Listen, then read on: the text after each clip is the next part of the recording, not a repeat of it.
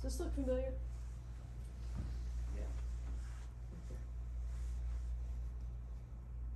Yeah. This seemed to be where a lot of people had trouble.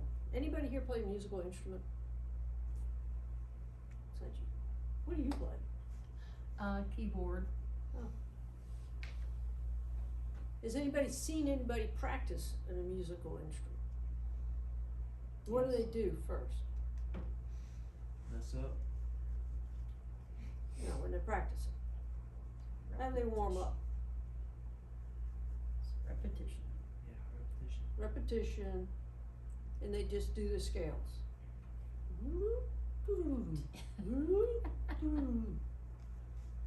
Did you do that? Yes. I did.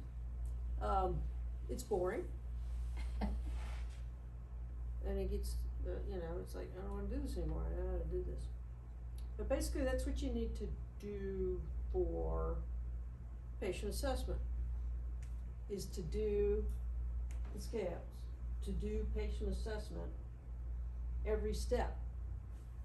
Now, do you need to do every step on a real call? No, we skip around, we skip entire steps, because they don't apply. But you still have to know how to do the step, so that if it applies, you know that it applies, and you can do it. So,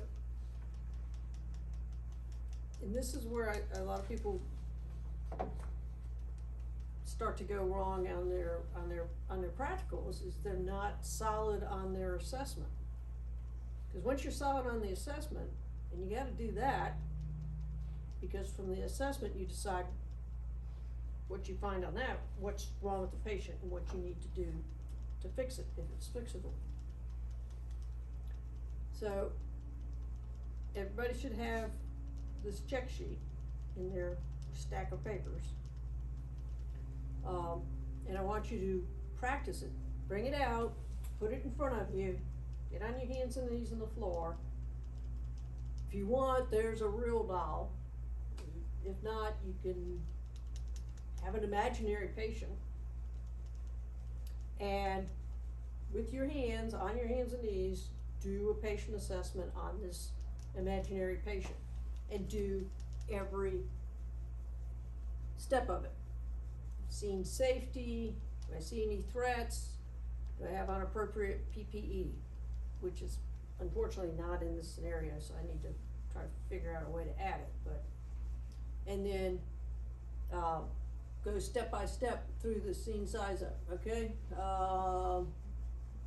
The scene situation appears safe. Mechanism of injury or a motor vehicle accident, patient's ejected, whatever, I'm on a medical call, chest pain. I have one patient, I don't need to call for ALS, or you do or don't. I'm never gonna give it to you in this scenario. And then consider stabilization of C-spine. If it's a chest pain call, you don't have to do C-spine, right? But if it's somebody ejected in a motor vehicle accident, then you need to consider C-spine.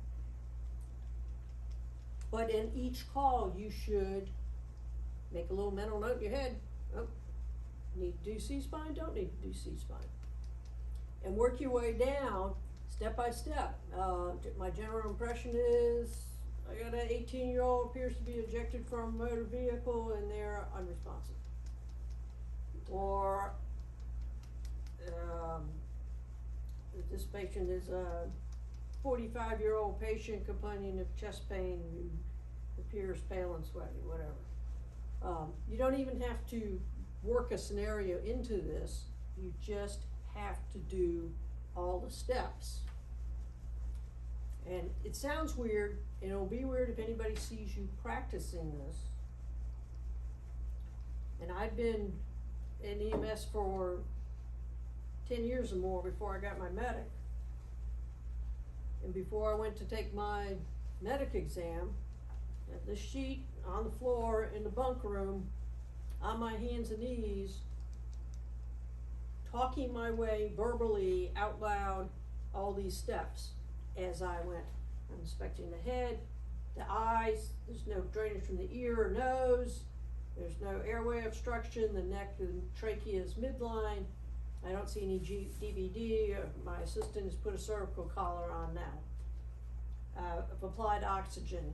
I'm at the chest, I listen for lung sounds, chest expansion. I don't see any wounds on the chest, and I'm saying this all out loud as I'm doing it, and there's nobody in the room. I'm on my hands and knees doing this, and I'm feeling the head, the neck, and I, in my mind, visualize the neck, trachea, JVD.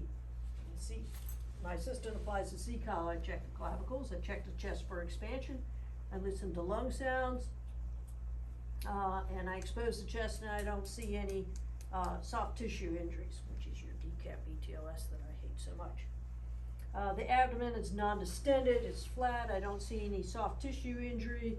I palpate 4 quadrants, I don't elicit any tenderness. I get to the pelvis, and I squeeze in and I push down, the pelvis is stable. I expose the lower extremities with my trauma shears, and I'm actually physically working my hands and talking out loud. And this will tactically, with your fingers, you feel it, and you'll hear it because you're saying it out loud, All this makes more neuron connections in your head, in your brain. And just go through, no scenario, you're not gonna get down at the lower end and find out, it's missing a leg or anything. You're just hitting all the points. Does that make sense? Then when you get a real patient, that's still in your head, but I go in and I go, it's a medical patient, I don't need to see spine, the pupils are equal, they're breathing normally,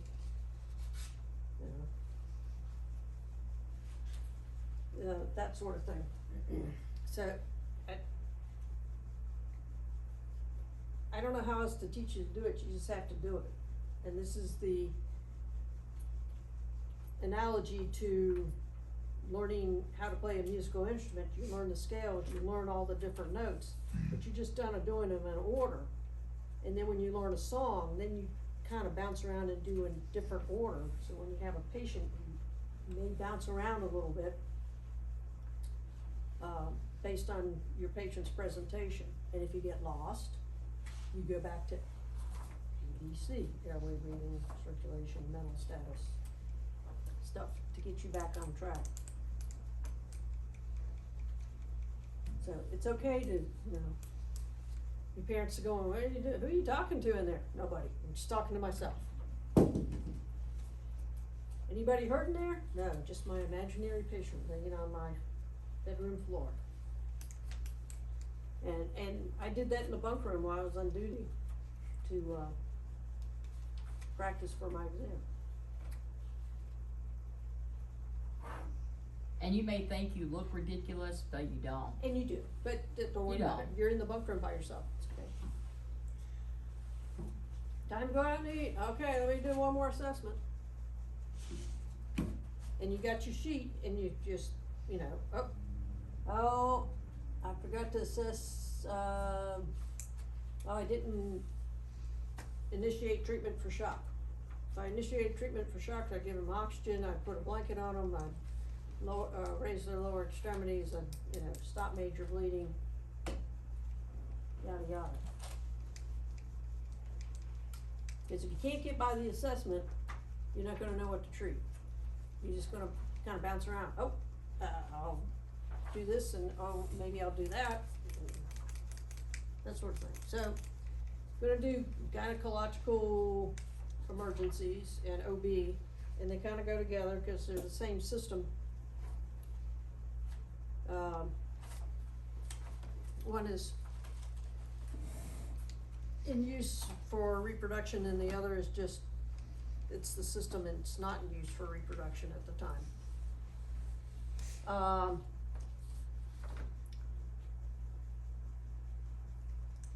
So we'll do the gynecological parts. So we got ovaries, we got fallopian tubes, we got a uterus, and we got a vagina. That's it. Pretty simple system, except it's like so complicated.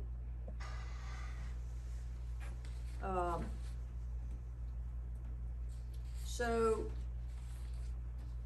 a common, it seems to be less common now, I don't know why.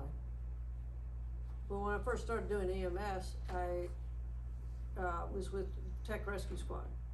So I have a population of 10 or 12,000 people live on campus back then, smaller. And half of them are female. So half of them I don't have to worry about this stuff with. They're more trauma prone. So we get calls for cramps. What are cramps?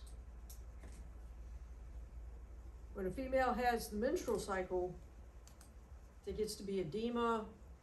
There's a rupture of the little ovarian cyst, which releases some fluid. And all of that can be irritating, and it causes a lower abdominal cramping.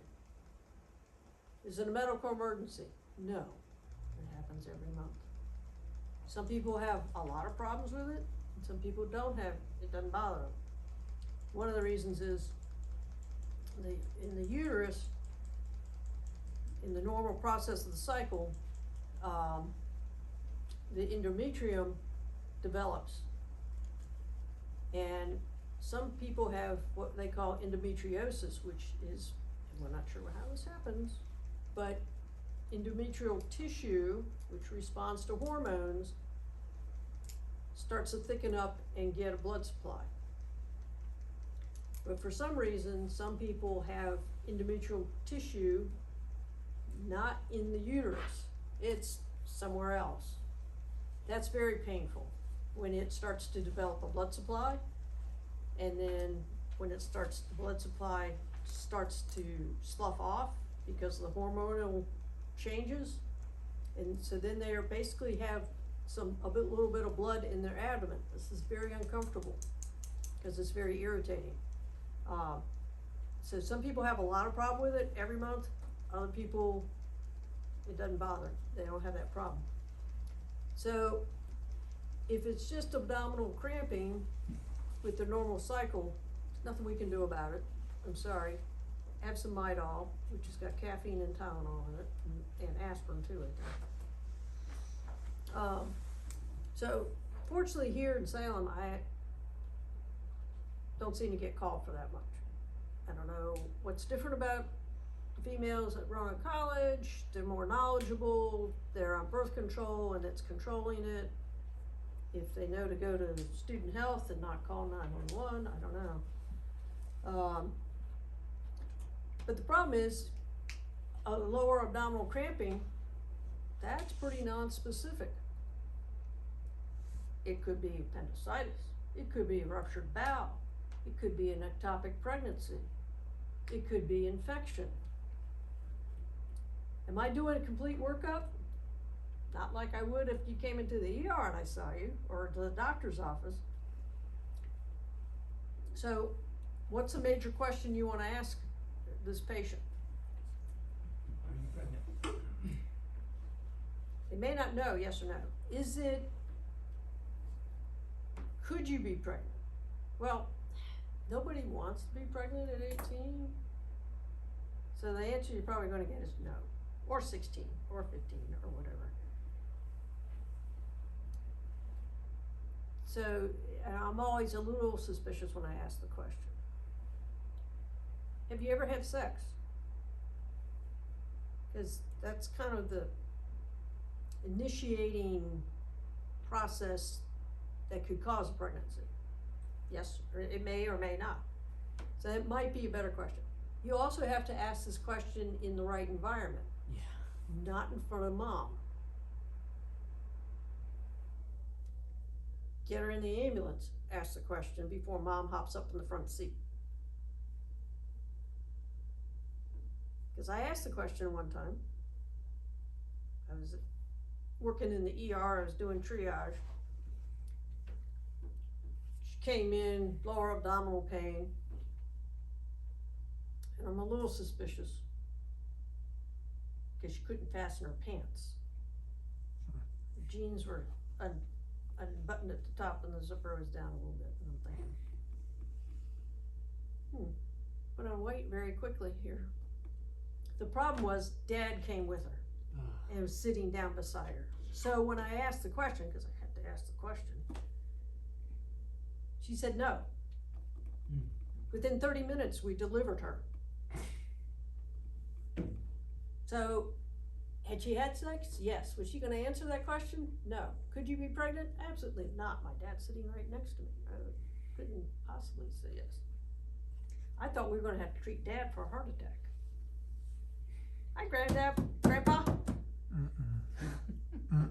Your grandson's in the NICU. What do you mean? He's already mad, he's just thinking about it. Not yet. How old's your daughter? 19. Oh, Oh, you're close. Don't you threaten me.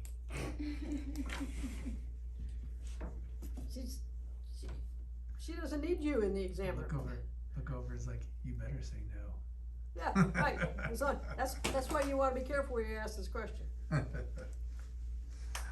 So that's part of your assessment. Do you use any form of birth control? Do you take the pill? Do you have an IUD? Do you use condoms? You say IED?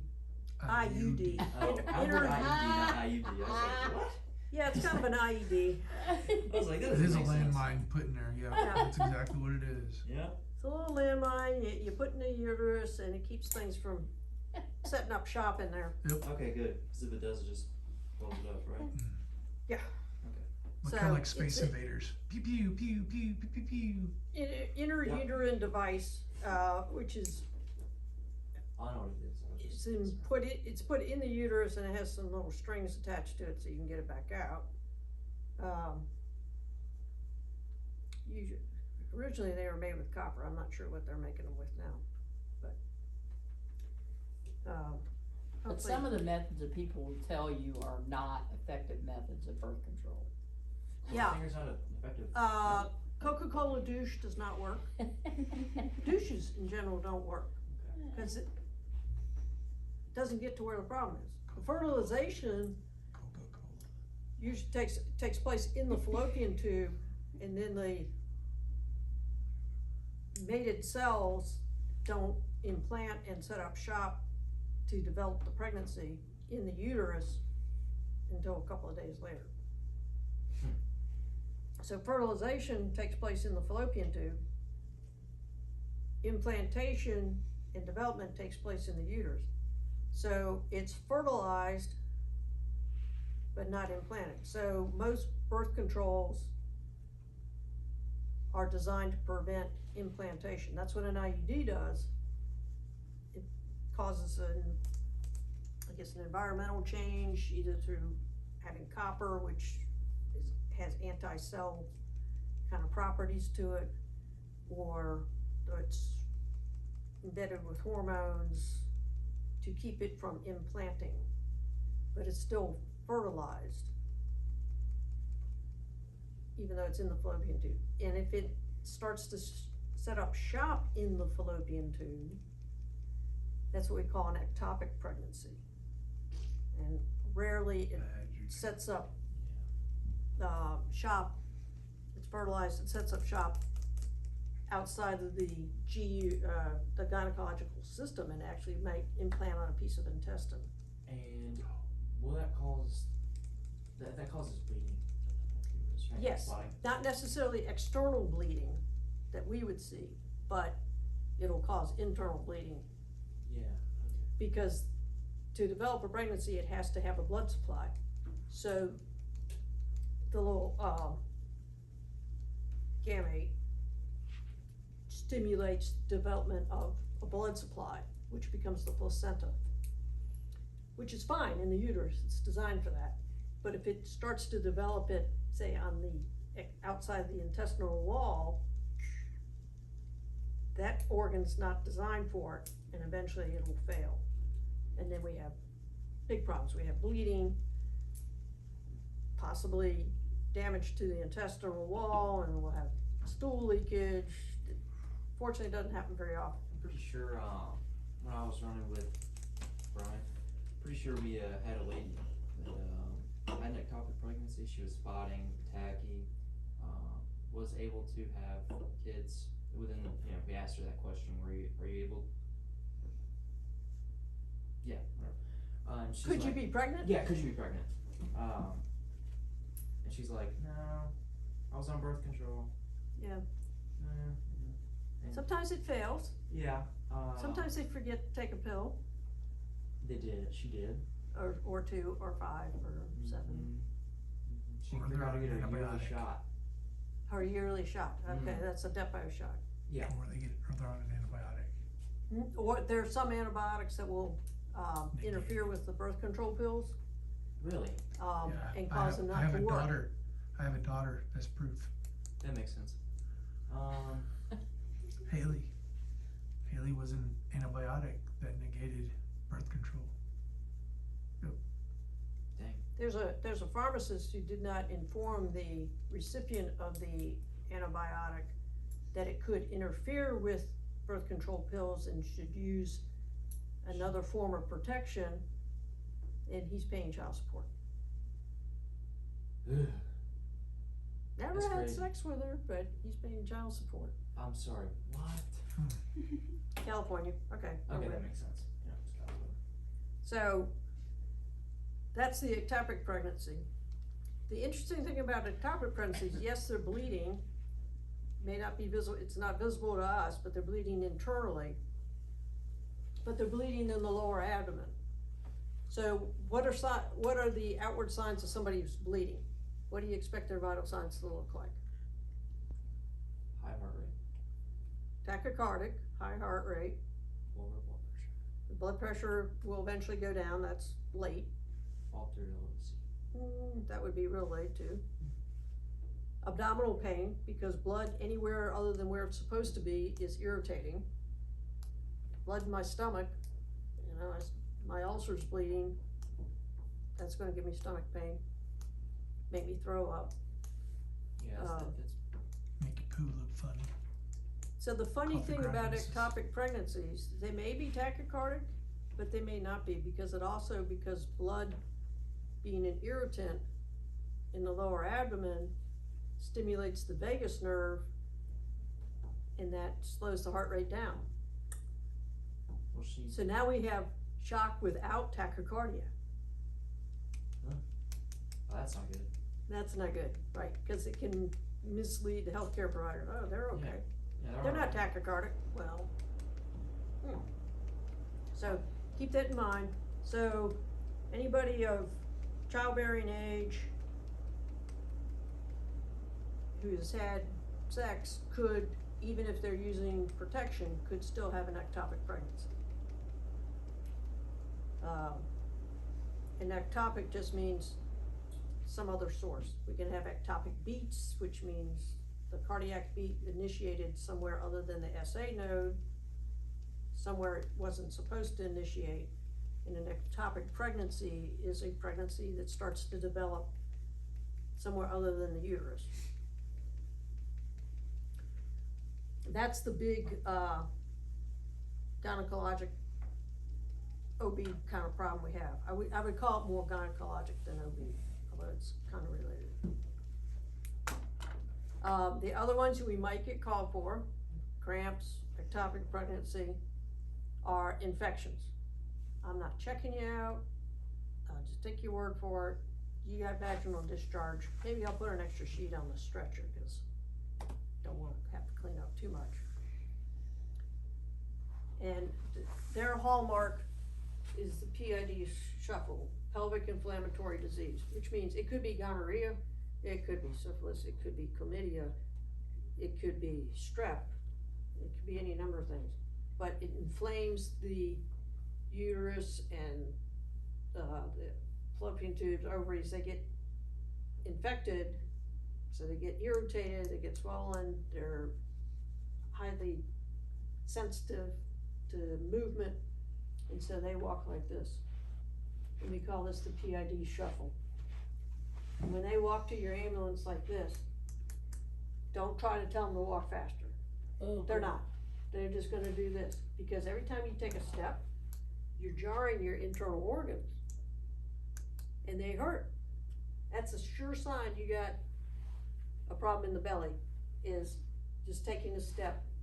If they get in the back of the ambulance, oh, you're having abdominal pain, this could even be a guy, and we hit a bump, and it doesn't cause them more abdominal pain, they don't wince and grab their belly, I'm not convinced.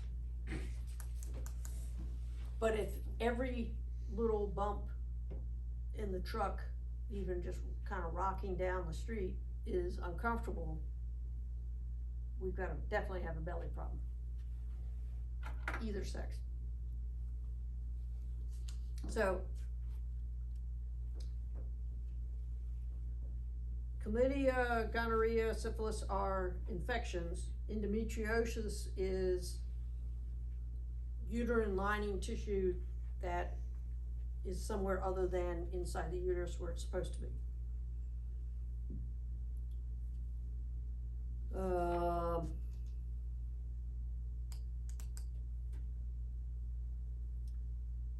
Hopefully you won't go on a rape case, but you might.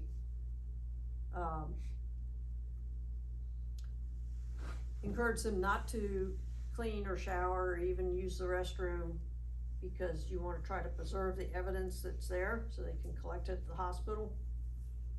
And they collect swabs from the uterus, they'll collect swabs from the outside, they'll collect pubic hair, they'll pluck a few off of her, and you know you plucked them because you pull them out. So much fun. And then they'll take a comb and they'll comb her pubic hair and collect what gets combed out, and then they'll check those and see if they're all the same. They can do DNA testing and find out, oh, we got somebody else's pubic hair here. How did that get there? Along with potential semen samples, and they'll take a black light and they'll shine it, and semen highlights in under a black light. So we can go, oh, yep, there. It's on the blue dress. Lewinsky.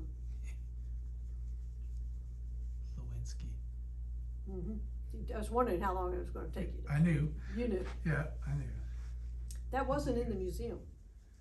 Was not or was? Was not. Oh, figures, yeah. He still has it.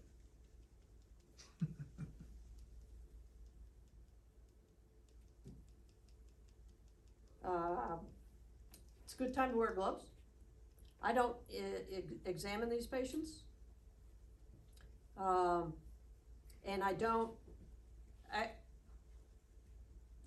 would reassure them, you know, are you comfortable? Okay, we're gonna give you a ride over to the ER, go to RMH, don't go to Lewis Gale. Lewis Gale actually had what we refer to as SANE nurses, which are sexual assault nurse examiners. And they had the equipment and they were trained in testifying and collecting evidence and that sort of thing, and they got rid of it. Lewis Gale did. So you need to go to RMH to get that kind of service now. The ER docs at Lewis Gale loved it because the same nurse would do all the exam and evidence collection and have to go to court to testify, and it meant the ER doctor didn't. So I'm not sure why they got rid of it, other than it was probably not profitable. And when they only have profitable services. So,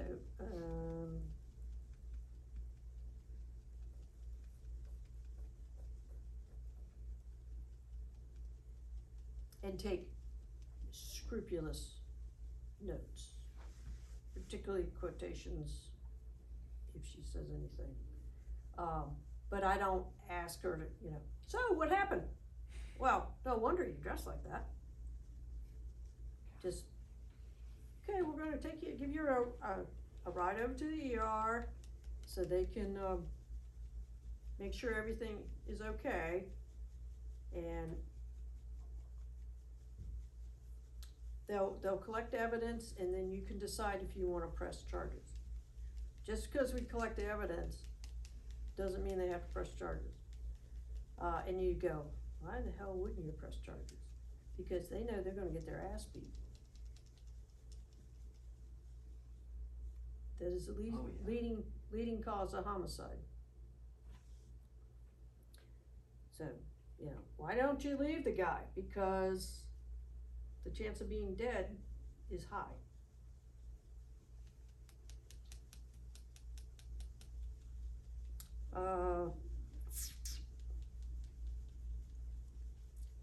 That's pretty much it for gynecological stuff. There could be trauma, straddle injuries. Yeah, straddle injuries are really bad for a guy, but they're not good for us either. It's still a sensitive place, and where the pelvis comes together in the middle, the symphysis pubis, the midline, that's just a cartilage connection. And it's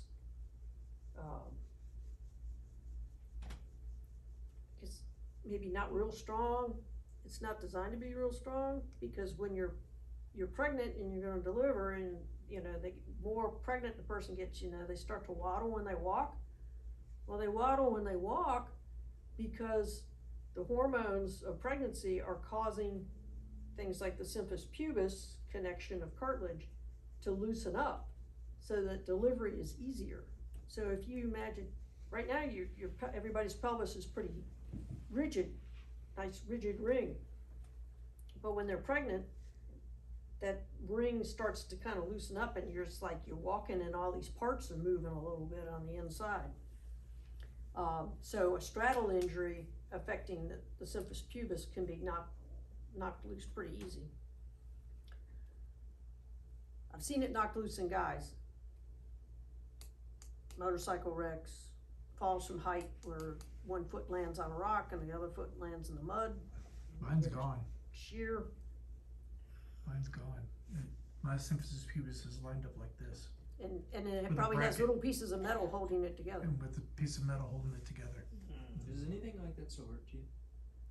Still hurt? Yeah, you have Oh any- yeah, every day. Every day.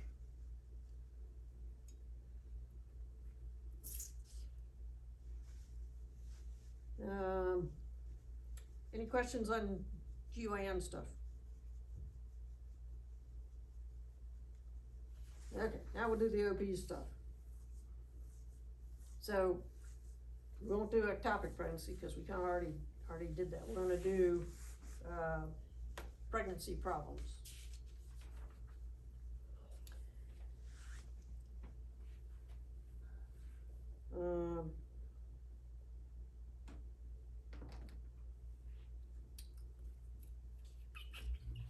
Wrong chapter.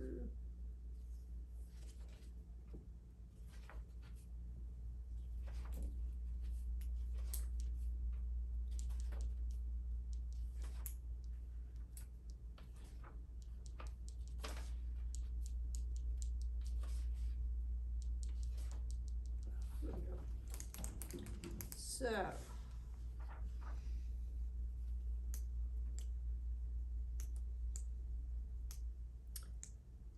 You are dispatched to a store, you have a 20-year-old female, she's 32 weeks pregnant. This is her first pregnancy.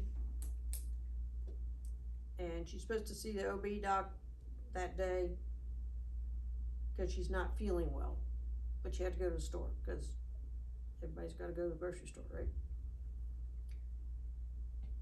She's got headache, swelling in her hands and feet and her face. That happens a lot. But she also says she's having some problems with her vision. She may not tell you that, you need to ask for it. And she says she she was feeling lightheaded, so she sat down. She did not fall, she not hurt, but she's got a headache, she's swollen, she's got vision problems. And we know she's pregnant.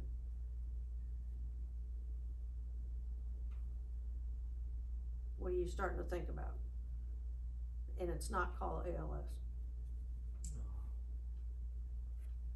It's not called fire medic.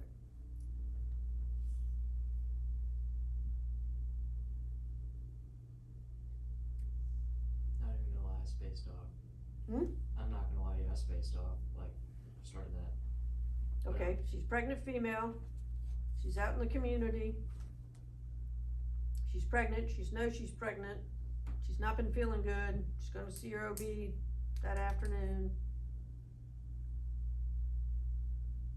She's got swollen hands and feet,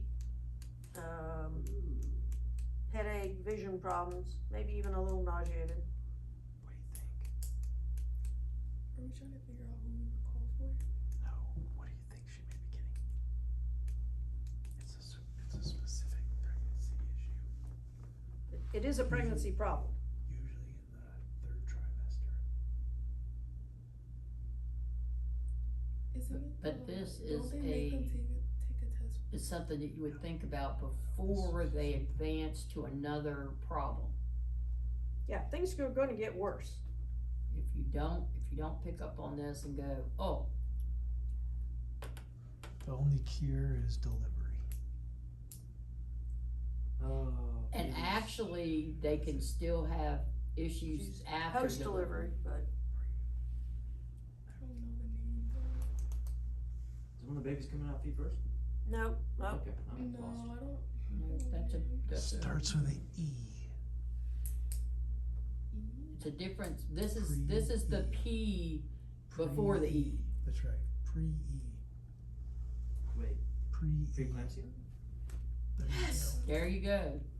There, it was filed in there somewhere, we just gotta get your files organized. Yeah, it's pretty rough in there. I wasn't Um, here for pre-eclipse. Honestly, I only remember Preeclampsia. that because I saw it in the med sciences class.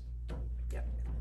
So, the first thing I would do is take a blood pressure, go. cause it's gonna be high, crazy high.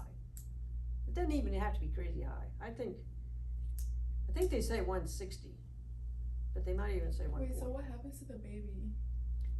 Well, Like, nothing, other than It's the mom that suffers. the baby is totally dependent on mom, okay.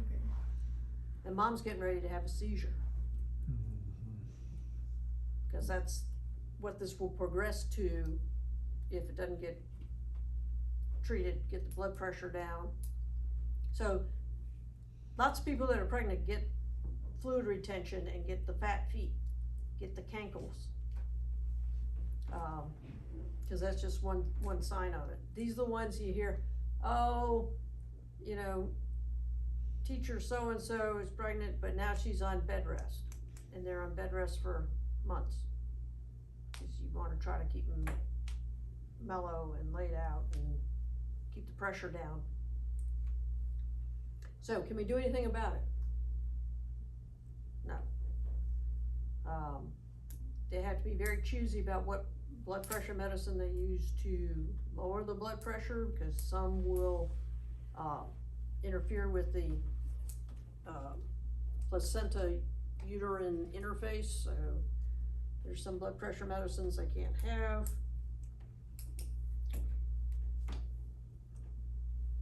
And this can actually occur, a couple months post-op. It's more unusual. So this is a medical emergency, but how would you transport them?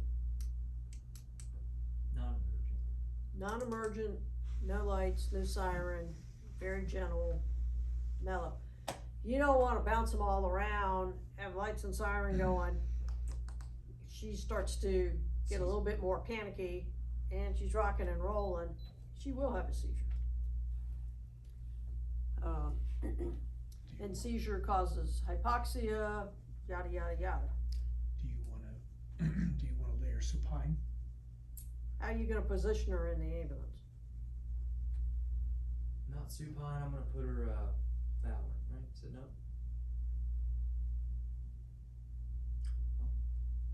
What did Well, that's better than supine, yes. Yeah, that's absolutely better than supine.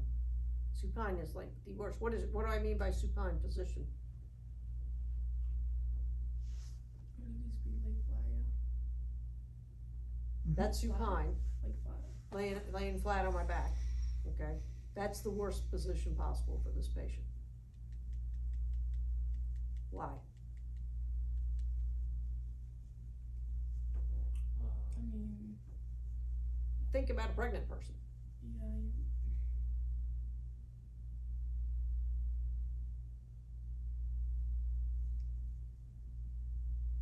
What happens if you lay a pregnant person on their back, flat on their back, supine, what happens? Just, What's all this right here? It's gonna push up and create pressure on the, diaphragm, Yes. And pressure on what? the baby. No. They What's, like, go ahead. okay, this is skin, this is baby. Oh, yeah, baby go out. No. Baby goes down, it's pushing towards the back. so wouldn't you lay her sideways? Lay her sideways, because if mom's on her back, baby's pushing down towards the mattress, right? But what's in mama's belly along her back, next to her spine? Vessel about that big. Oh, kidneys? Well, they're up here, up behind the ribs, but Okay, alright. the aorta and the vena cava, two big blood vessels, right? Yeah. Vena cava is the venous side, about like this, and the aorta is the aortic, the artery side, about like this.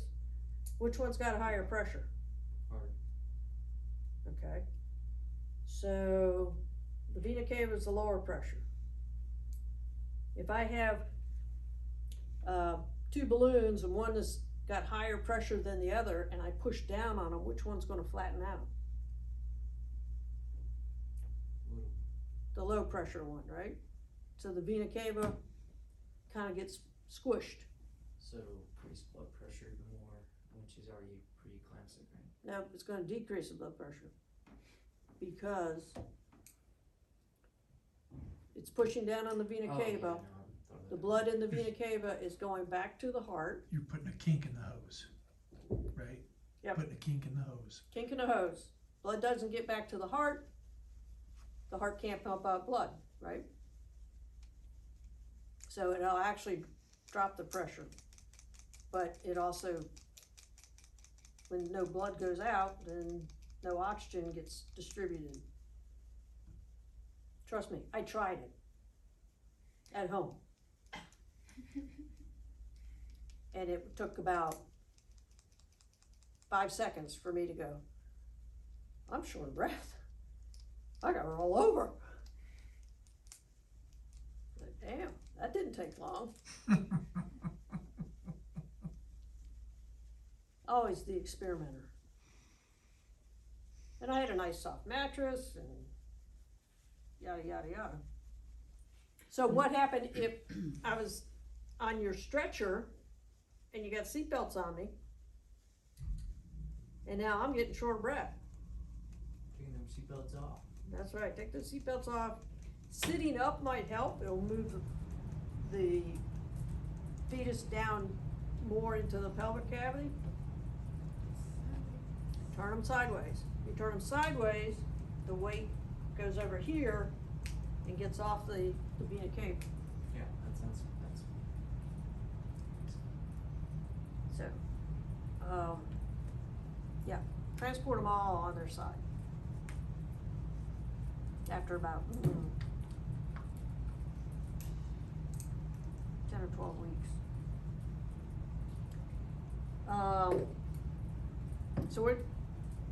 So we're gonna get her vital signs. We're gonna put her on her left side. We're gonna transport her quietly.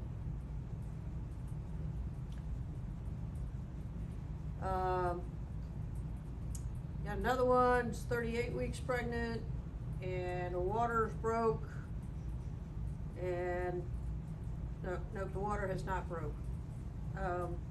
But you start to see bulging of the peritoneum. So there's bulging between her legs, maybe you can see black hair on top, it's always a good sign. Rapid transport. Not yet, Yeah, we went over this. because there are two on the truck, right? One of them's driving. That means the other one's by themselves, right? You wanna have somebody with you delivering, or you wanna do it by yourself? Okay, so keep your driver with you. Plus, babies are greased watermelons. Bouncing around on a truck with greasy baby is risky. Not a good idea. So we're gonna get ready to deliver a baby, right? It's crowning, it's coming soon. That's different. In this particular scenario, the amniotic sac is still intact. What do you do about it?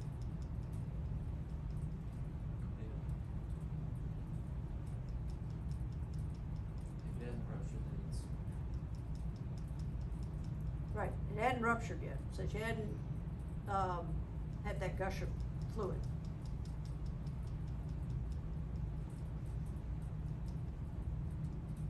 yeah.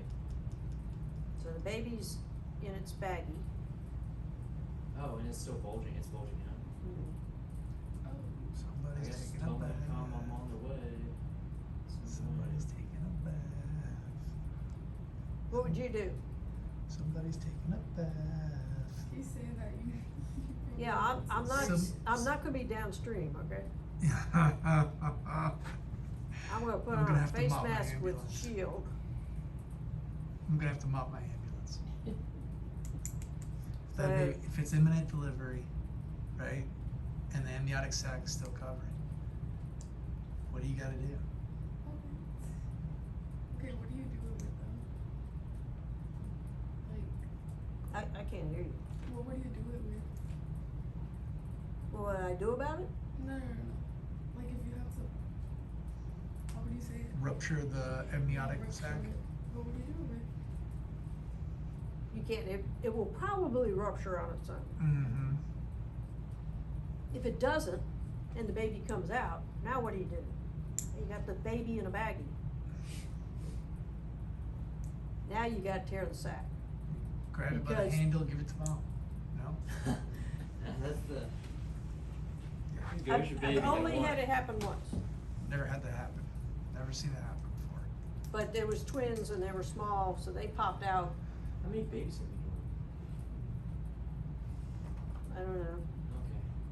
a few. Cause I worked in the ER. Oh, They deliver, like, in the ambulance bay with us, in the back seat. Or the front seat, front and back seat, We're in taxi. or in the exam room, like the double footling breech that wasn't pregnant.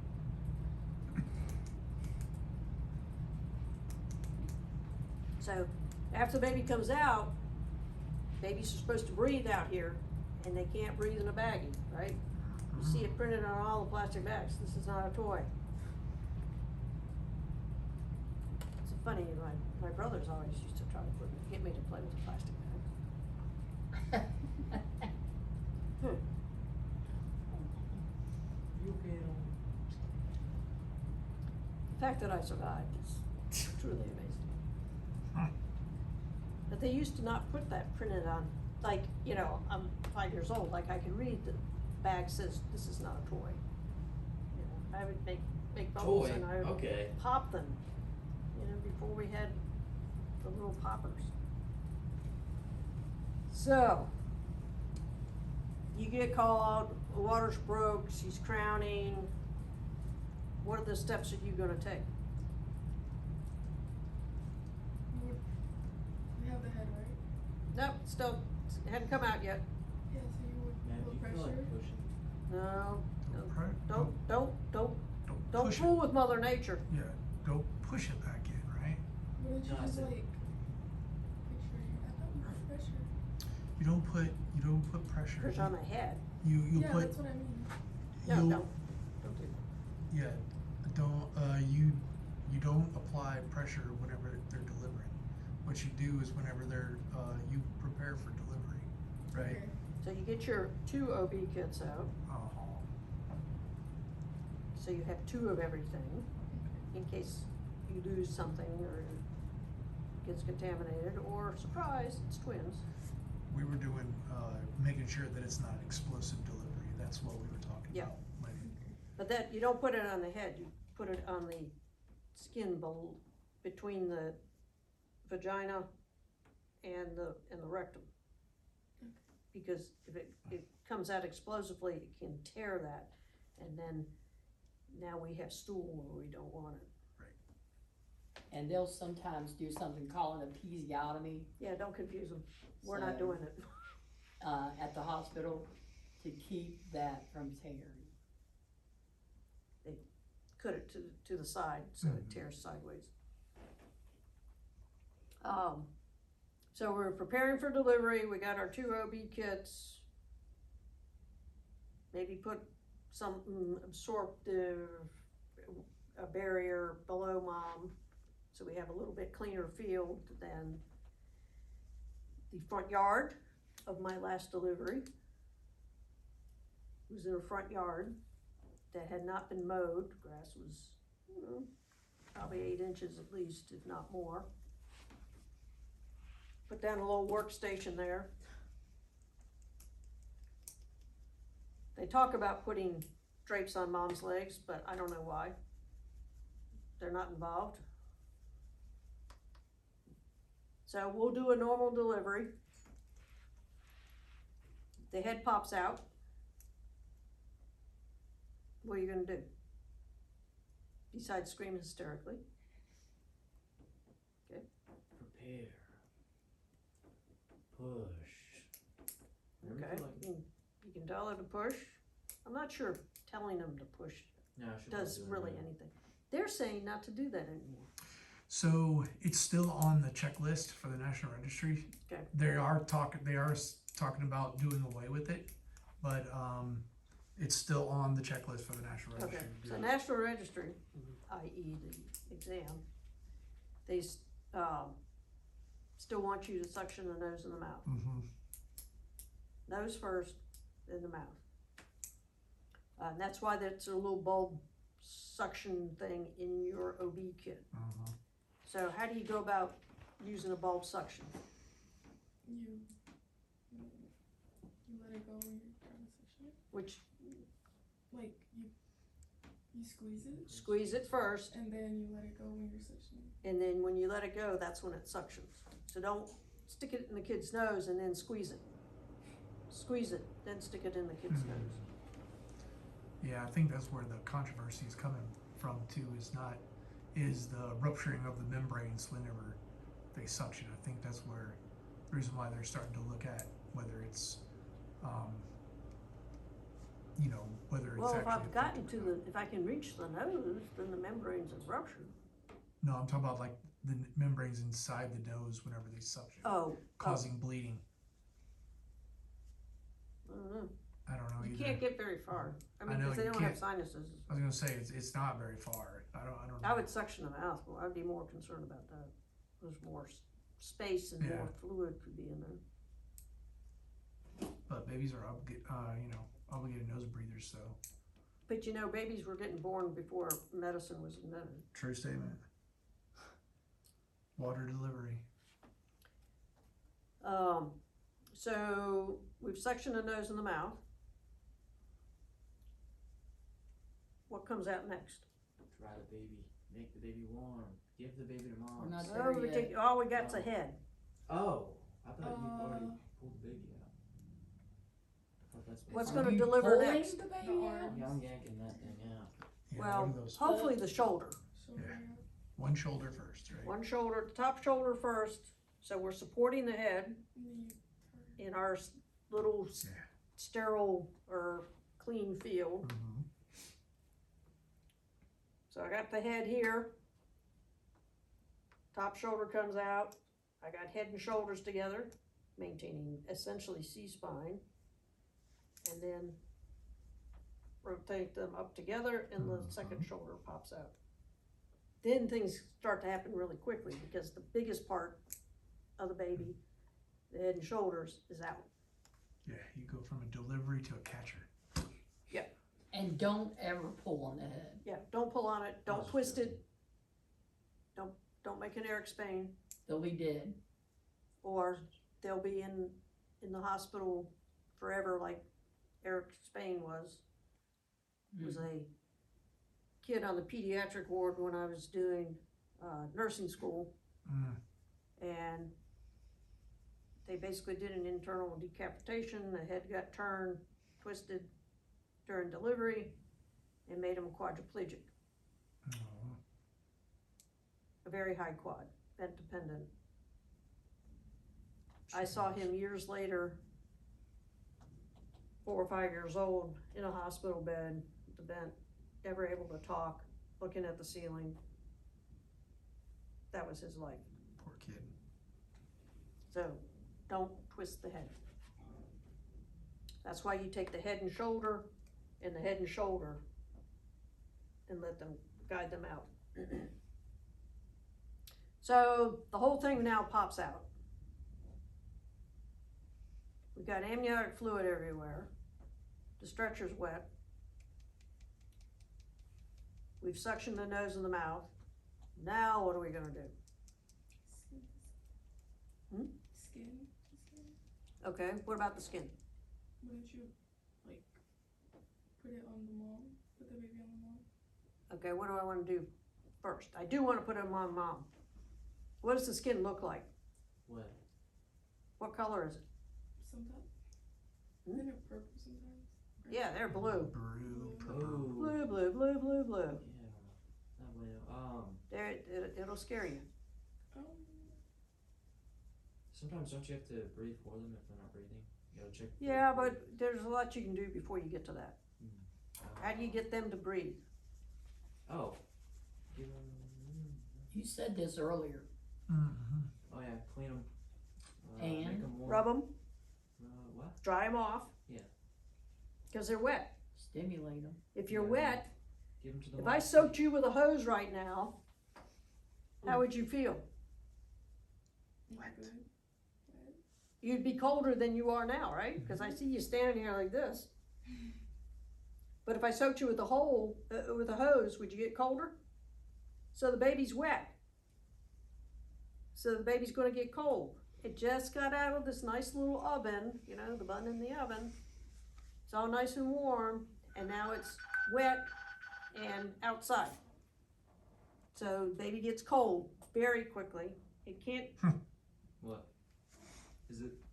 it can't No. generate enough body heat. They're very inefficient. It's here on Broad Street. It's Snyder's. So they're cold, we're gonna dry them off. That's gonna stimulate them. Mm-hmm. Then I'm gonna wrap them up to keep them warm. And hopefully by stimulating them, they get the idea that they're supposed to breathe. I might flick their feet. Don't rub the head real hard, they got soft spots. Rub the back of the chest and the arms and legs. Hopefully they're crying. If the baby's crying, what does that tell you? They're breathing. They're breathing. They got an airway, they're moving air. And if they're doing that, then they got a pulse. If they're not doing that, then I'm like looking for pulse. Where do you look for a pulse on a newborn? Brachial. Brachial. Because they have no neck. They're all like this. So, baby's born, I'm dried him off, I'm wrapped him up, baby's crying. Now what do I wanna do with him? Okay, but there's still this leash, Oh, cut the umbilical cord. okay? When do you cut the umbilical cord? when the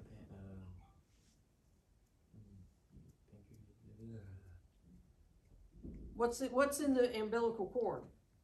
I'm trying to remember the name of It this stops thing. pulsating. What's in the cord? Pulse.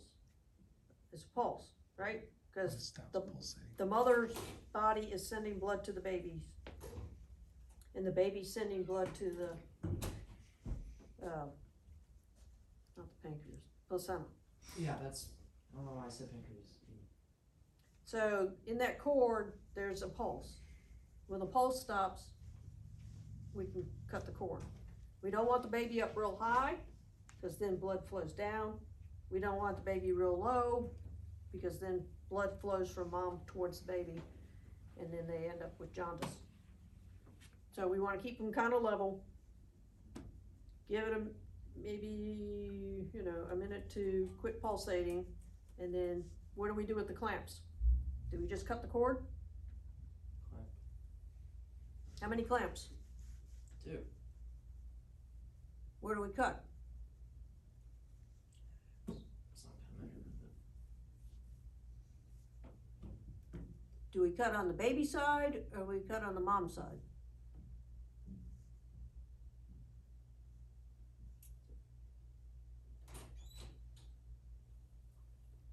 Gotta cut them sometime. It's hot.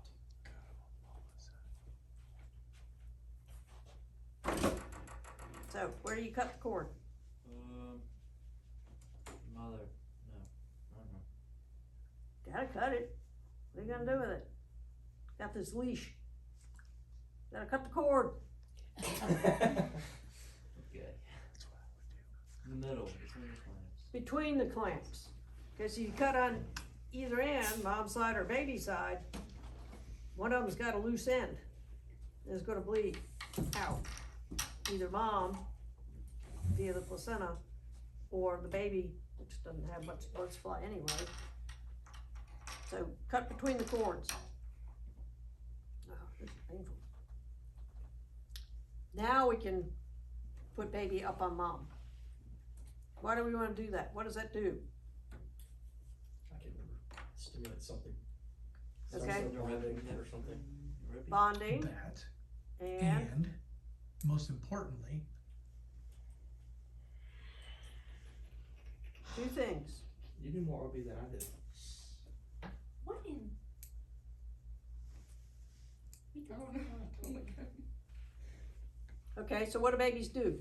Was it? How do they, they don't have a Is it placenta to nourish them anymore. Oh. You can They can what? get fed. Like, they don't have a placenta anymore? Right. So how do they get nourishment? you were, Mother. mm-hmm, How do babies feed? via what? How do they get it from home? Breastfeeding, There you go. okay? Put the baby up on mom's chest. Hopefully baby will start to look around for a nipple.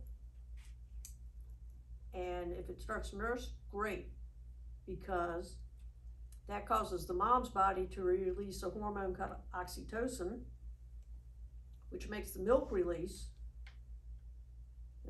If it releases when the baby's not nursing, then they get these spots on their shirt. That's before. Before or later. Or later on, yeah. Yeah, the baby just has to cry and mom will let milk down. But that oxytocin lets the milk down, but it also causes the uterus to contract. And we want the uterus to contract to stop mom's bleeding and to force the placenta out. What's the other advantage of putting baby up on mom's chest?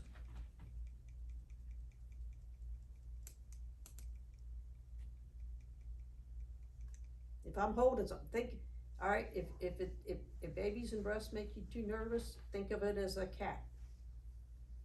I'm holding a cat here. We don't have to worry about the baby. It's mom's problem then. Well, you still Now gotta you keep got an two eye on it. patients. If I was holding a cat here, how would that feel? Warm. Warm, Keep it warm. keeps the baby warm. Cause it's getting heat from mom's chest. And we got the kid wrapped up, kid's trying to feed, that's causing the uterus to contract, it's all good. What's on a APGAR score?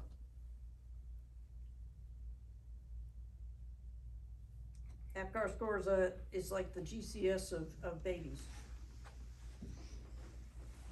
It's a score, but it doesn't change anything we do. So conveniently, each letter of the word APGAR represents one of the parameters we're gonna check. And coincidentally, it was invented by Dr. APGAR. So what's A? Art. That, it is color, but Huh? it's, said it is color, but it's, No. it's, said He said alert. oh, I thought he said color. No, that's what we were looking for. Appearance, what's the first thing you see? What do they look like? Are they blue? Are they blue just They look around like the a edges? Smurf. Are they pink all over? Papa Smurf. Hmm. With a red head. So they can be blue all over, concerning. They can be blue around the edges, as I call it, so the hands and the feet are blue because they haven't got the whole circulation system going yet. That's how my kid was. He was a C-section baby. Hmm. So they stick him down on my chest, and I'm like trying to focus on him, and I'm like, he's blue. That's not good. Of course, my pressure was 60. I wasn't good either. But I'm like looking at this blue kid, and who's not crying.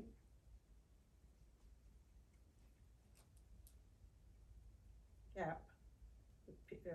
Pulse. I didn't check his pulse. But P stands for pulse. And you got it where you check, it's brachial. It's either above 100 or less than 100. If it's above 100, we're happy. If it's less than 100, then we ask ourselves, is it more than 60? Because these are about our only decision points. If it's less than 100 but more than 60, what are we gonna do? We want this kid's heart rate to go up. Is it rubbing his back? Hmm? Is Yeah. it rubbing his back? Stimulate it, rub it some more, dry it some more. Agitate it, flick its feet. Don't sternal rub them. So hopefully I will make the baby mad enough to cry. Because everything in the baby world is airway dependent. So baby starts to cry, heart rate comes up, it's over 100, we're happy. What if it's less than 60?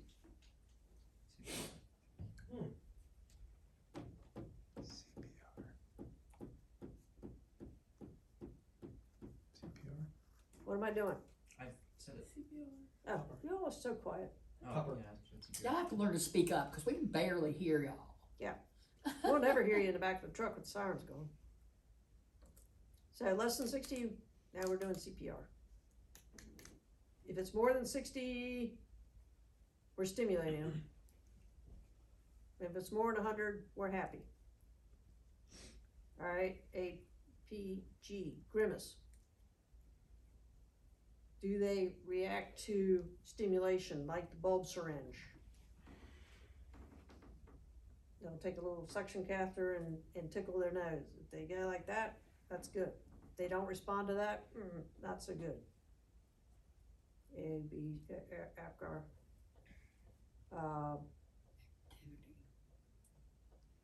What's the second A? Activity. Activity. Activity. Mhm. They're little. Anybody seen a baby? A new one? I know, a real new one. Just out of the wrapper, new one. What do they look like? I saw my sister, but She was kinda scrunched up, wasn't she? Yeah. And if you take their leg and you stretch it out, it pops back up, right? Stays up like this. You straighten their arm out, it doesn't stay there, it goes pink. Stubborn little things, but we want them to be all crunched up. Keeps them warmer, got good tone. So, but if they're floppy, even if I'm an 80-year-old man and I'm laying on the sofa, if I'm floppy, you pick my arm up and it goes, that's not good, is it? Because I don't have muscle tone. So that would be a bad sign. So we want to have tone. We all have tone. We can move. I could pick your arm up and you could hold it up, or I could pick your arm up and you could let it drop. That would be bad if that was normal for you. So, activity. And then R is respirations. Are they breathing? We want them to be crying, because then they're moving lots of air. If they're breathing and not crying, then we give them a 1 point. And if they're not breathing at all, we give them a 0. I don't think the test is gonna make you do calculations of that. If they're not breathing, what do we do about it? Well, we stimulate them, and then we may have to actually ventilate them. A lot of people wait till the umbilical cord's white to cut it. I wouldn't wait until it's white, but we wait till it's supposed to wait until it quits pulsating. Why do some people do that? Then gives us a better idea that things have reached their equilibrium, and that maybe the placenta is starting to detach, and therefore the pulse in the cord is from mom. So, we finally got the baby delivered, we got an APGAR. APGAR is supposed to be done at 1 minute and 5 minutes. Is it high on my list? No. I should be checking pulse and respiration, right? It's what we covered the P so well. Greater than 100, between 160 and less than 60. Know what to do at those 3 break points. Okay, so now baby's delivered, now we're gonna go to the hospital.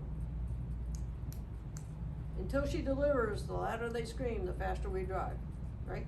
We treat with high flow diesel. We treat with high flow diesel if any part comes out other than the head. Arms, legs, butts. Butts can be, or umbilical cords. What do we do about things that pop out that aren't supposed to be there? Medical transport. Get Jason Hook to drive. What's that? I said rapid Jason Hook to drive.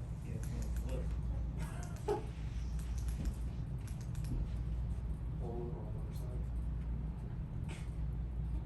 So, but what are you gonna do in the back? Aside from praying, Tell her not to push. so you tell her not to push, what position you gonna put mom in? We got 1 foot hanging out. If it was up to me, I'd have her standing on her head. It's not her We left got the side, cord's coming out. Oh. is it? Left side? Hmm? On her left side? Nope. No? We never transport anybody in this position except this time.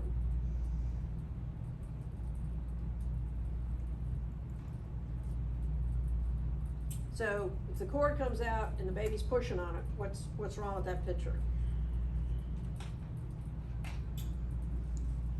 Cause what is the umbilical cord to that baby from the mom? It's the lifeline, It's right? life. It's the pulse, it's the oxygen, it's the blood supply. So we can't have babies squeezing that cord down.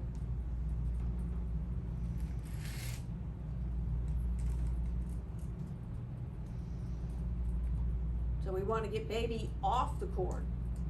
How would we get baby off the cord? Baby's pushing down. What's the opposite of down? Up. So how do we get baby to quit pushing on the cord?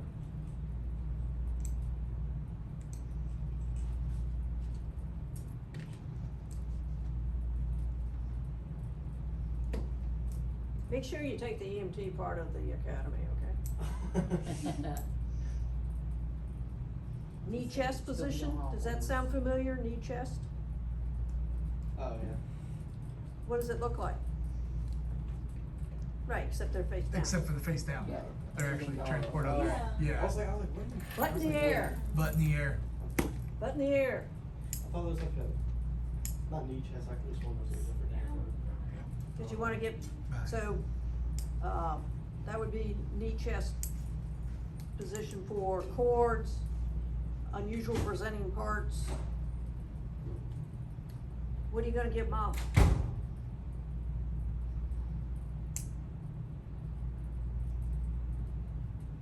What's getting compromised at the other end to the baby?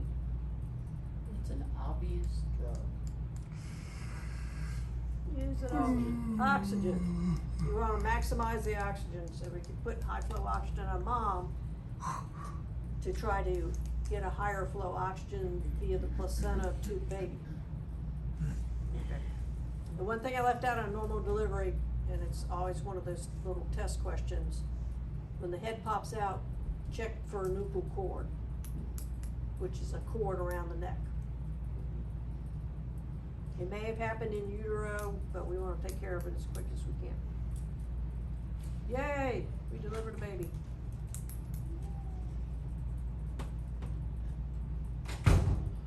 Knee chest position, what does it look like? Show us.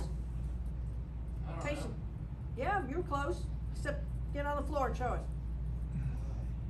Knee chest position for a prolapse cord. Oh, I can't do that. I don't know what it looks like. What? It's sorta like, Can you demonstrate for us, Devin? Sure. you know, he already did. It's Already sorta did. like, it's sorta like how Does it? Muslims pray. Hmm? It's like how Muslims pray. Oh, of course. That's crazy. What's it for? Prolapse cord or unusual presenting part, like an arm or a leg. So if Just the have 'em cord pray. is coming out first, You're Is praying, anything- Pitching it. Is anything but the head? you're trying to get the weight of the baby away from the cord. Okay. Then you put her. Read that part again. Yeah, I'm just, Yeah, I can tell it's not, it's, nothing's falling right now. nothing's falling in there. So your OB wasn't the most interesting. No, it's, no. Some people It's study the- more and didn't get any of the questions on their tests. Oh. Y'all worry me. Yeah, I got lucky. I was like, someone tells me that I really shouldn't study that much. How far do you put where do you put the clamps? Oh, 2 inches. To make okay, it I was gonna say 3 inches for the baby, 2 to 3, yeah. something like that. Enough. something like that. My gosh. Something in that area. I'm not sitting there measuring it out. I'll go, hey Tim, I'm gonna get a pulse. You wanna do this real quick? 3, 4, something like that. Okay, you wanna leave a length of cord because, from the baby end, Their belly button. alright, cause it goes from their belly button, about 7 centimeters, 5 inches or so, because 6 and 4. Cut, right. if that much stays attached to the baby, when they get to the hospital, they can cut it again on the other side of the clamp, and they can insert IVs, they can sample cord blood, get a blood sample from the kid, and all that stuff. And then they'll just clamp it back and trim off the extra. Eventually it'll fall off, about 7 to 10 days. It falls off, then we end up with belly buttons. And you end up with Either about innies or outies. So, 7 to 10 inches, 7 inches, 10 inches, cut between. Be sure to cut between. So it may appear as centimeters or, inches, I'm not sure.